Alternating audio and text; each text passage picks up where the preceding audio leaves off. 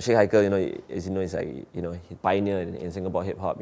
He's done a lot of big things, and he was telling me that to see me and Sugar, bring our music to like, Sing 50, National Stadium on just like, it's very Singapore Day kind of things, and to give us a place, on a night like that is to show how far hip hop has gone. When he started out, he was saying that, there was no hip hop fans. It's just playing to like, people to win them over to teach them about hip hop.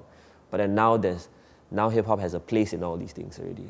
And I think, there are a lot of other artists that are coming up as well. But I think me and Shiga are quite lucky that we get to be part of these things to sort of represent. Digest my intent, boy. You see my church hands, boy. It bleeds but drive the city more. Jump to the boulevard. Champagne, she came from Lenore. Voicemail, she loved that I ball. So hot like a hit boy. Now the whole thing go. Hold up in a minute. Tell me to load up again, I'm a villain. Some days in the hotel selling I heard. Come easy, walk quick, tell him I'm willing. Work for them. Growing up in a time where, I'm a big fan of football. And growing up in a time where I think, that was like part of Singapore culture. I used to pretend to be Fandi Ahmad in, just like anybody else in your living room, right?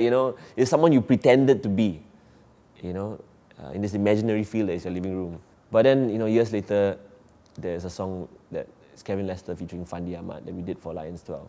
That was a very big moment for me. Like I'd never been like starstruck or like, never, felt that way that like, wow, this guy, it's like, it made me, And then now, when I see him at Katong, he's like, hey, Kevin, it's a shock to me still.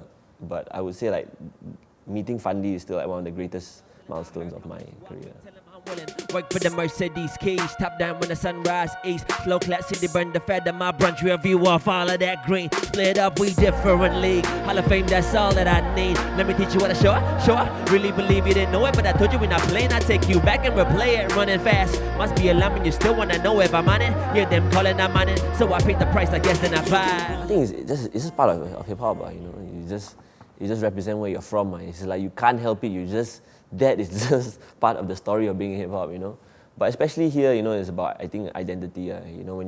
Because hip hop is like a borrowed culture, of course, right? In Singapore, and I feel if you don't have a strong identity, it's hard for the audience to relate to you.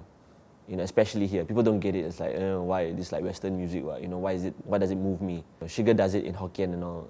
That, and you can see the results, that he brings this new audience to hip hop.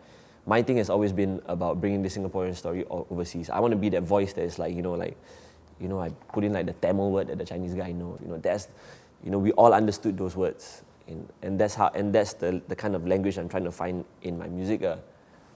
And that is the story of the TheLionCityBoy. Overdriving this red lights, overdriving this red lights, overdriving this red lights, Go! Overdriving this red lights, overdriving this red lights, 'cause I go hard, what I see is so large. Overdriving this red lights, overdriving this red lights, overdriving this red lights, Let's go! overdriving this red lights, overdriving this red lights, Go! overdriving this red lights, TheLionCityBoy, overdrive. They not gonna stop us.